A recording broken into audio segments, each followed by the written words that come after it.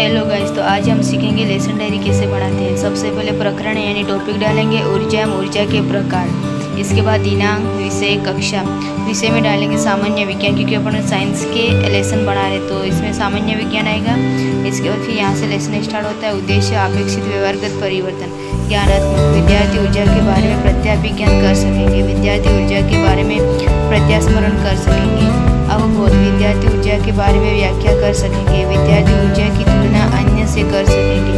ज्ञानोपयोगी, विद्यार्थी ऊर्जा से संबंधित ज्ञान को अन्य परिस्थितियों में रख सकेंगे। विद्यार्थी ऊर्जा से संबंधित सीखे हुए ज्ञान का स्थानांतरण कर सकेंगे। कौशल, विद्यार्थी ऊर्जा से संबंधित चार्ट बना सकेंगे। विद्यार्थी ऊर्जा का चित्र बनाकर समझ सकेंगे। अभिरुचि, विद्यार्थी ऊर्जा से संबंधित तथ्यों के बारे में अन्य विद्यार्थियों को साझा कर सकेंगे। अभिवृत्ति, ऊर्जा के बारे में विचार विमर्श कर सकेंगे। विद्यार्थी ऊर्जा से संबंधित ज्ञान को अन्य विद्यार्थियों से साझा कर सकेंगे। सहायक सामग्री, चौक, रंगीन चौक, लपेट फलक, चार्ट, संकेतक आदि। विद्यार्थी उद्देश्य, विद्यार्थी आज हम ऊर्जा के बारे में सामान्य जानकारी।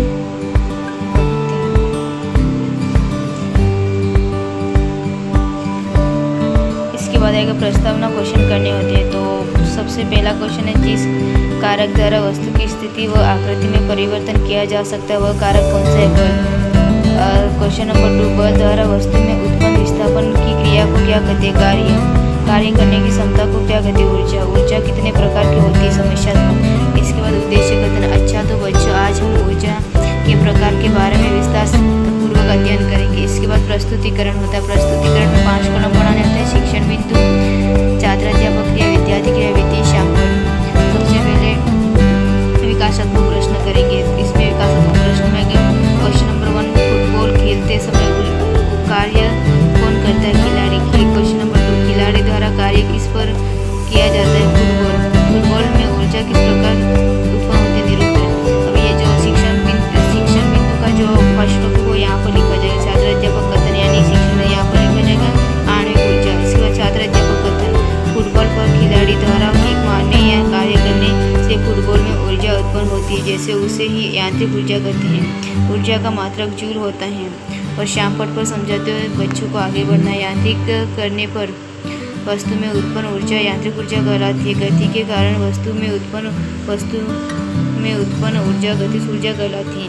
इसके बाद बहुत प्रश्न करने होते हैं। बहुत प्रश्न जो अपने टॉपिक लिया उसी टॉपिक से बहुत प्रश्न बनाए जाते हैं। क्वेश्चन नंबर 1, फुटबॉल पर किक मारने पर कौन सी ऊर्जा उत्पन्न होती है? यांत्रिक ऊर्जा।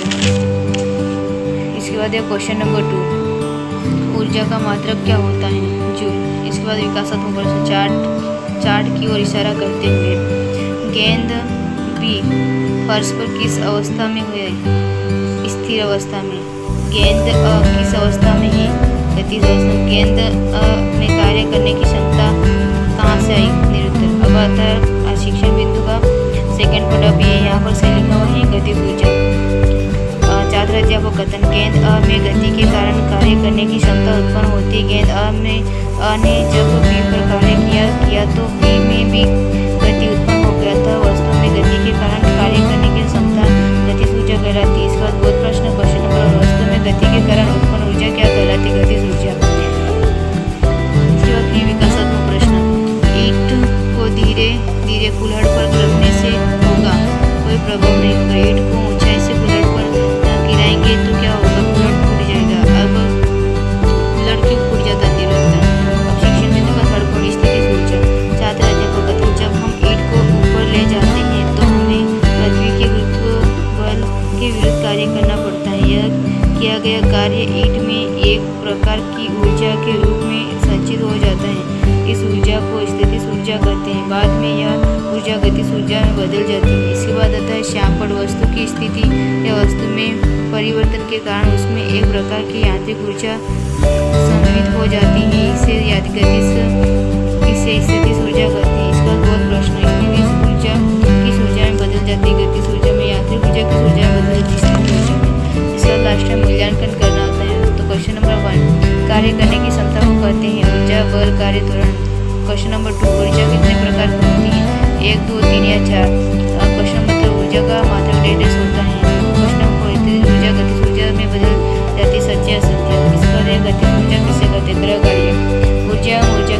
प्रकार को समझाएगी।